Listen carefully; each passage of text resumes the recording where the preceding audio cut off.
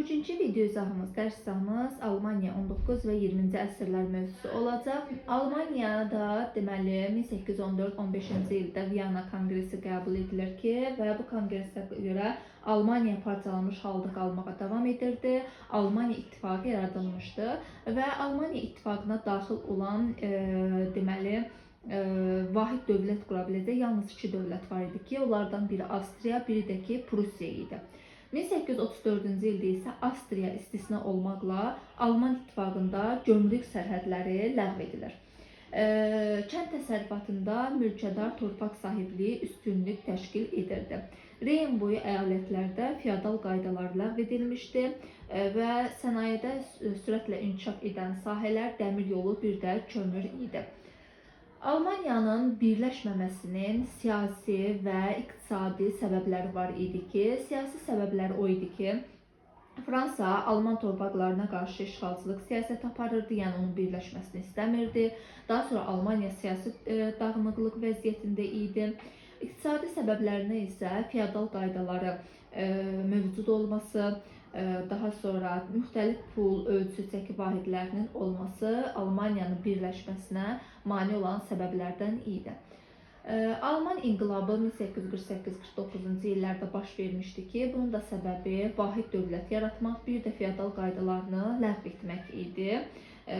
Və 1849-cu ildə ümumi parlament Prusiya bəzi Alman dövlətləri ümumi Alman parlamentini açdı və Frankfurt-Main şəhərində vahid Almaniya imperiyasının yaradılması ideyası irəli sürüldü.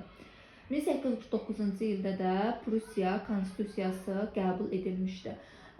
Nəticədə də kapitalizm inkişafı sürətləndi. Yəni 1848-49-cu il burjuya inqilabından sonra Almaniyada nəticəsi kapitalizm inkişafı sürətləndi. Sənaye çevrilişi deməli baş verdi. Daha sonra deyirik ki, 1-ci Wilhelm Otto von Bismarck'ı kansler, yəni baş nazir təyin etmişdi.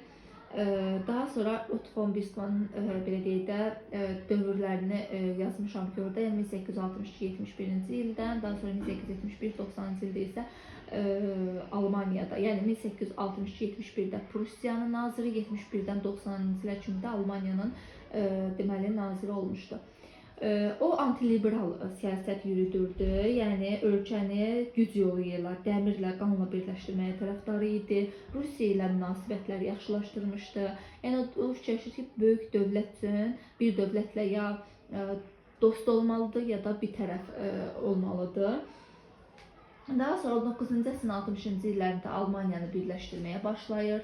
1864-cü ildə Avstriya, Prusiya və Danimark arasında müqavilə imzalanır ki, bu müqavilə ilə Şlezvig və Holşteyn deməli Prusiya və Avstriya verilir. Daha sonra isə bu ərazilərdə üstünlük uğrunda Prusiya və Avstriya arasında narazılıqlar yaranır. 1866-cı ildə Sadova döyüşü baş verir ki, bu döyüşdə də Prusiya qalib gəlir.